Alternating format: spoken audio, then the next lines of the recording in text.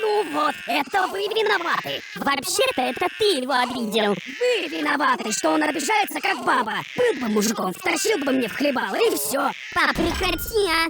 Сова, я не могу говорить, у меня тут плачущий засранец. Ну так отдайте ребенка свинье, надо поговорить. Так я про него и говорю. Твою мать!